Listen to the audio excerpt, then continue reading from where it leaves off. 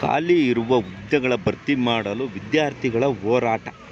ಸುಮಾರು ಅಂದಾಜು 52,000 ಹುದ್ದೆಗಳು ಖಾಲಿ ಇದ್ದು ಕ್ಯಾರೆ ಎನ್ನದ ಸರ್ಕಾರ ಆ ಸಮಯಕ್ಕೆ ಏನಾದರೂ ಸಬೂಬು ಹೇಳಿಕೆ ನೀಡುವ ನಾಯಕರು, ಬೀಸೋ ದೋಣಿಗೆ ತಪ್ಪಿಸಿಕೊಂಡರೆ ಸಾಕು ಎನ್ನುವ ರಾಜಕೀಯ ನಾಯಕರು, ಕೆಲಸ ಸಿಗದೆ ಅಲೆದಾಡುವ ಯುವಕರು, ಉದ್ಯೋಗದ ಬೆಲೆ ತಿಳಿಯದೆ ಆಡಳಿತ ನಡೆಸುವ ಸರ್ಕಾರದ ನಾಯಕರು, ಉದ್ಯೋಗಂ ಪುರುಷ ಲಕ್ಷಣಂ ಎಂದು ಅದರ ಹಿಂದೆ ಓಡಾಡುವ ವಿದ್ಯಾರ್ಥಿಗಳು, ಅದರಲ್ಲೂ ಭ್ರಷ್ಟಾಚಾರ ಮಾಡುವ ಭ್ರಷ್ಟರು.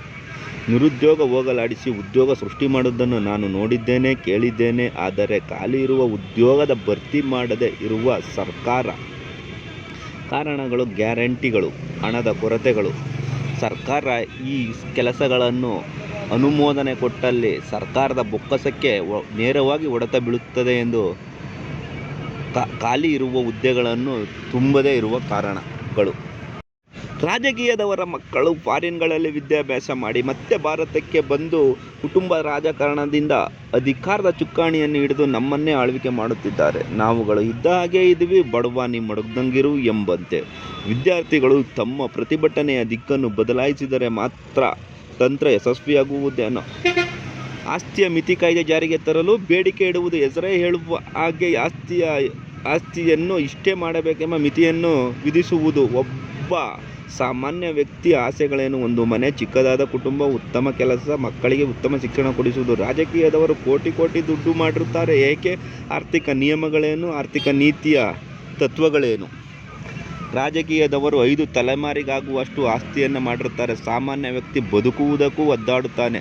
ನಿರುದ್ಯೋಗ ಸಮಸ್ಯೆ ನಿರ್ಮೂಲನೆ ಮಾಡಲು ಸಂಸ್ಥೆ ಖಾಸಗಿಯದಾಗಿರಲಿ, ಉದ್ಯೋಗ ಸರ್ಕಾರದಾಗಿರಲಿ, ಉದಾಹರಣೆಗೆ ಮೀಸೋ, ಫ್ಲಿಪ್ಕಾರ್ಟ್ ಅವುಗಳಿನ ಡೆಲಿವರಿ ಅಂತ ಸರ್ಕಾರದ್ದಾಗಿರಲಿ. ಏಕೆಂದರೆ ಅಂಚೆ ಕಚೇರಿ ನಮ್ಮದಾಗಿದೆ. ಇದರಿಂದ ಉದ್ಯೋಗ ಸೃಷ್ಟಿ ಮಾಡಬಹುದಾಗಿದೆ. ಅಂಚೆ ಕಚೇರಿಯ ಅಭಿವೃದ್ಧಿಗಾಗಿ ಹೋರಾಟ ಮಾಡಿ. ಇನ್ನಾದರೂ ಅಂಚೆ ಕಚೇರಿಯ ಸಿಬ್ಬಂದಿಗಳು ಎಚ್ಚೆತ್ತುಕೊಳ್ಳಿ, ರಿಸ್ಕ್ ತಗೊಂಡು ಕೆಲಸವನ್ನು ಮಾಡಿ. ನಿಮ್ಮ ಮಕ್ಕಳ ಭವಿಷ್ಯಕ್ಕಾಗಿ. ತುಂಬ ಕಷ್ಟಕರವಾಗಿದೆ. ನಿರುದ್ಯೋಗ ತಾಂಡವವಾಡುತ್ತಿದೆ. ಅಂಚೆ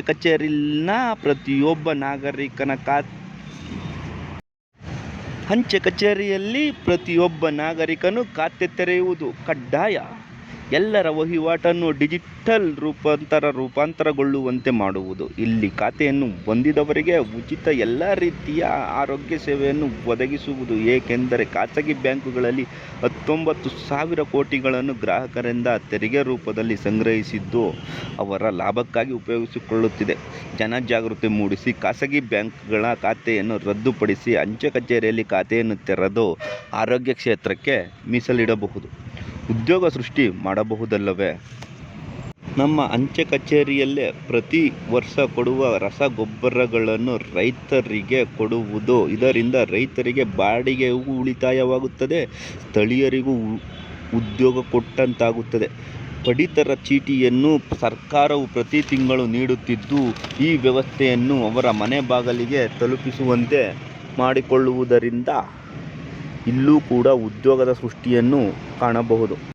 ಮನೆ ಬಾಗಿಲಿಗೆ ಪಡಿತರ ಚೀಟಿಯನ್ನು ತಲುಪಿಸುವ ವ್ಯವಸ್ಥೆ ಮಾಡುವುದರಿಂದ ಜನರು ಕ್ಯೂನಲ್ಲಿ ನಿಲ್ಲುವುದು ತಪ್ಪುತ್ತದೆ, ಉದ್ಯೋಗ ಸೃಷ್ಟಿಯಾಗುತ್ತದೆ, ರೈತರಿಗೆ ಬೆಂಬಲ ಬೆಲೆಯನ್ನು ಕೊಡಬಹುದು. ಸ್ವಲ್ಪ ಮೀಡಿಯಾದವರಿಗೂ ಚರ್ಚೆ ಮಾಡಲು ಅವಕಾಶ ಕೊಡೋಣ. ಇದು ಸಾಧ್ಯವಲ್ಲವಾ ಎಂದು. ಇತ್ತೀಚಿನ ದಿನಗಳಲ್ಲಿ ಆಹಾರ ಪದಾರ್ಥಗಳಲ್ಲಿ ಕಲಬೆರಕೆ ಕಂಡುಬಂದಿದ್ದು, ಗ್ರಾಹಕರಿಗೆ ನೇರವಾಗಿ ವಸ್ತುಗಳು ಸಿಗದಿರುವುದೇ ಇದಕ್ಕೆ ಕಾರಣ. ಇನ್ನು ಮುಂದೆ ಆಹಾರ ಪದಾರ್ಥಗಳು ಅಂದರೆ ಮಸಾಲೆ ಐಟಂಗಳನ್ನು ಸಹ ಅಂಚೆ ಕಚೇರಿಯ ಮೂಲಕ ಡೆಲಿವರಿ ಕೊಡುವ ಹಾಗೆ ಮಾಡೋಣ. ಇದು ಸರ್ಕಾರಕ್ಕೆ ನೇರವಾದ ಹೊಡೆತವನ್ನು ಬೀರುತ್ತದೆ. ಏಕೆಂದರೆ ದುಡಿದು ತಿನ್ನುವ ವರ್ಗವಿದ್ದು ಅವರನ್ನು ಮೇಲೆತ್ತುವ ಕಾರ್ಯಕ್ರಮದಲ್ಲಿ ಸರ್ಕಾರ ಪಾಲ್ಗೊಳ್ಳಬೇಕಾಗುತ್ತದೆ. ಅವರು 1 ತಿಂಗಳ ಅಗತ್ಯಗಳನ್ನು ಪೂರೈಸಿಕೊಳ್ಳುವ ಬಲ ಕೊಡಬೇಕಾಗುತ್ತದೆ. ಹಾಗಾದರೆ ಮಾತ್ರ ಸಾಧ್ಯ.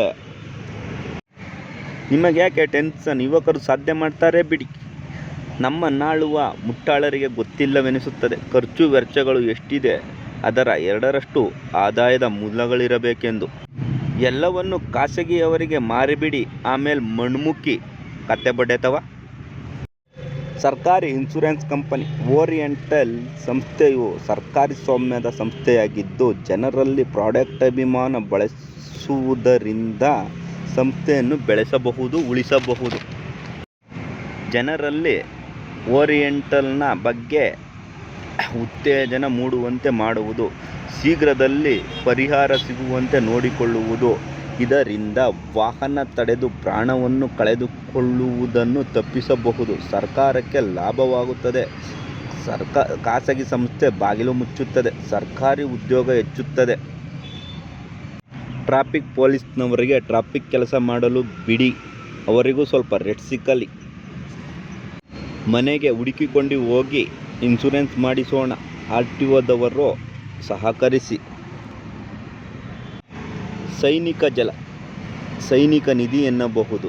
ಸೈನ್ಯಕ್ಕೆ ನೀವು ಸೇವೆ ಸಲ್ಲಿಸದಿದ್ದರೂ ಆ ಆಸೆಯನ್ನು ಸೈನಿಕ ಜಲವನ್ನು ಖರೀದಿಸುವ ಮುಖಾಂತರ ಸಾಧ್ಯ ಮಾಡಬಹುದು. ಏಕೆಂದರೆ ಇದರಲ್ಲಿ ಬರುವ ಲಾಭಾಂಶವನ್ನು ಸೈನಿಕರ ನಿಧಿಗೆ ಕೊಡಲಾಗುತ್ತದೆ. ಆದರೆ ಇದನ್ನು ಕೇಂದ್ರ ಸರ್ಕಾರದ ಅಧೀನದಲ್ಲಿರುವ ರೈಲ್ವೆ ಸ್ಟೇಷನ್ಗಳಲ್ಲಿ ಮಾತ್ರ ಲಭ್ಯ. ಇನ್ನು ಮುಂದೆ ಎಲ್ಲ ಸ್ಥಳಗಳಿಗೂ ಸಿಗುವ ಹಾಗೆ ಮಾಡುವುದರಿಂದ ಉದ್ಯೋಗ ಸೃಷ್ಟಿ ಮಾಡಬಹುದು. ಇದನ್ನು ಅಂಚೆ ಕಚೇರಿಯ ಮೂಲಕ ಮಾಡಿಬಿಡೋಣ. ಪ್ರಾಡಕ್ಟ್ ಅಭಿಮಾನ ಜನರಲ್ಲಿ ಮೂಡಿದರೆ ಮಾತ್ರ ಸಾಧ್ಯ.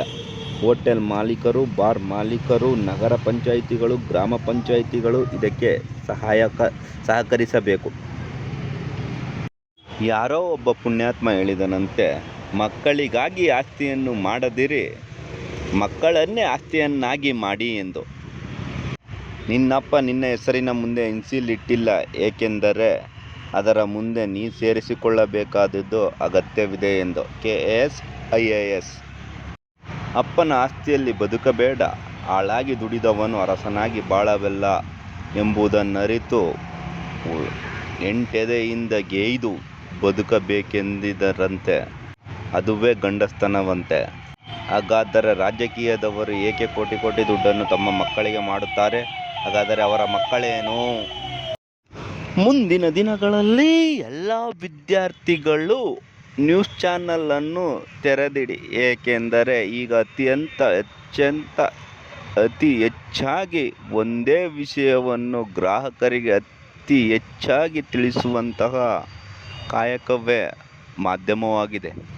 ಇದನ್ನು ಕೇಳುವುದಕ್ಕೆ ನಮ್ಮ ಟ್ಯಾಕ್ಸ್ ಹಣವೇ ವಿನಿಯೋಗ ಮಾಡುತ್ತಿದ್ದೇವೆ. ಒಬ್ಬೊಬ್ಬ ವಿದ್ಯಾರ್ಥಿಗಳು ಇಲ್ಲ ಅಂದರೂ 2 ರಿಂದ 3 ಚಾನಲ್ ತೆಗೆಯಿರಿ. ಅದರಲ್ಲಿ ಬರ್ತಕ್ಕಂಥ ಒಂದೊಂದೇ ವಿಷಯವನ್ನು ಬರೀ ರಾಜಕೀಯದವರನ್ನೇ ತುಂಬಿಡಿ. ಬೇರೆ ವಿಷಯಗಳು ಬೇಡ. ಅವರು ಏನಂದ್ರು, ಇವರು ಅದಕ್ಕೆ ರಿಯಾಕ್ಟ್ ಏನು ಮಾಡಿದ್ರು, ಅದಷ್ಟೇ ವಿಷಯವಾಗಿದೆ. ರಾಜಕೀಯದಲ್ಲಿ ಏನು ನಡೀತಾ ಇದೆ, ಏನು ಬಿಡ್ತಾ ಇದೆ, ಇದಿಷ್ಟೇ ಆಗಿರೋದ್ರಿಂದ ಜನರು TRP ಮಾಧ್ಯಮಗಳೆಂದು ಕರೆಯುತ್ತಾರೆ. ಜನರ ಕತೆ ಕೇಳಲು ಸಮಯವಿಲ್ಲ. ರಾಜಕೀಯದವರ ಕತೆ ದಿನಪೂರ್ತಿ ತೋರಿಸುವರು. ಅವರು ಊಸು ಬಿಟ್ಟರು ಜನರ ಮುಂದೆ ತೋರಿಸುವವರು ಮಾಧ್ಯಮದವರು. ಜನರು ಸತ್ತರೂ ತೋರದ ಮಾಧ್ಯಮದವರು. ಜನರ ಮನಸ್ಸಿನಲ್ಲಿ TRP ಮಾಧ್ಯಮವೆಂದೇ ಹೆಸರನ್ನು ಖ್ಯಾತಿಯನ್ನು ಗಳಿಸಿದ ಮಾಧ್ಯಮದವರು. ಮೇಲೆಲ್ಲ ಹೊಳಪು, ಒಳಗೆ ನೋಡಿದರೆ ಬಳುಕು. ನಿಜ ಹೇಳಿದ್ದಕ್ಕೆ ಡ್ಯಾಶ್ ಉರಿಯಿತ. ಪ್ರಜೆಗಳು ಯೋಚಿಸಬೇಕಾದ ವಿಷಯ ಒಂದೇ. ಒಂದು ವಿಷಯವನ್ನು ನೋಡಲು ಕೇಳಲು ಎಷ್ಟು ಹಣ ಖರ್ಚಾಗುತ್ತದೆ? ಅದು ನನ್ನ ಟ್ಯಾಕ್ಸ್ನ ಹಣ. ಒಬ್ಬ ವ್ಯಕ್ತಿಯು ದಿನಕ್ಕೆ 500 ದುಡಿತಿದ್ದಾನೆ. ಅವನು ತಿಂಗಳಿಗೆ 15,000 ದುಡಿದರೆ, ಒಂದು ತಿಂಗಳಲ್ಲಿ ಅವನು 15 ದಿನ ರಜೆ ಹಾಕಿದರೆ 1,700 ರೂಪಾಯಿಗಳು ಮಾತ್ರ. ಇಂತಹ ಸಮಯದಲ್ಲಿ ಅವನು ಖರ್ಚುಗಳನ್ನು ಕಡಿಮೆ ಮಾಡಿ ಸಮತೋಲನವನ್ನು ಕಾಯ್ದುಕೊಳ್ಳುವುದು ಅತಿ ಮುಖ್ಯವಾಗಿರುತ್ತದೆ. ತನ್ನ ಕುಟುಂಬವನ್ನು ಸರಿದೂಗಿಸಲು ಅವನು ತನ್ನ ಖರ್ಚನ್ನೇ ಕಡಿಮೆ ಮಾಡುತ್ತಾನೆ. ಹಾಗೆ ನಾವು ನಮ್ಮ ಹಣವನ್ನು TRPಯನ್ನು ನಾವೇ ಕೊಟ್ಟು ನಮಗೆ ಬೇಕಾದ ವಿಷಯಗಳನ್ನು ನಾವೇ ಪಡೆದುಕೊಳ್ಳುತ್ತೇವೆ. ಆವಾಗಲಾದರೂ ಸತ್ಯಾಸತ್ಯತೆಗಳೆರಡೂ ಹೊರಬಂದಂತೆ ಆಗುತ್ತದೆ. ಆಗಿನ ಕಾಲದಲ್ಲಿ ಪತ್ರಕರ್ತರಿಗೆ ಬೆದರಿಕೆ, ಕೊಲೆಗಳು ಆಗುತ್ತಿದ್ದವು. ಆದರೆ ಈಗ ಕಮ್ಮಿಯಾಗಿದೆ. ಅಂದರೆ ಭ್ರಷ್ಟಾಚಾರ ಸಂಪೂರ್ಣವಾಗಿ ನಿಂತಿದೆಯಾ, ಅಥವಾ ಪತ್ರಿಕಾ ಧರ್ಮವನ್ನು ಮರೆತು ಅವರ ಜೊತೆಗೆ ಕೈ ಜೋಡಿಸಿ ಸಾಥ್ ಕೊಡುತ್ತಿದ್ದಾರಾ ಮಾಧ್ಯಮದವರು? ಇಲ್ಲ ನಮ್ಮ ಪೊಲೀಸ್ ಇಲಾಖೆ ಬಲಪಟ್ಟಿದೆಯಾ? ಈ ಮೂವರಲ್ಲಿ ಯಾವುದು ಸತ್ಯ, ಯಾವುದು ನಿತ್ಯ ದೇವರೇ ಬಲ್ಲ, ಎಲ್ಲದರಲ್ಲೂ ಭ್ರಷ್ಟಾಚಾರವೇ ಎಲ್ಲ.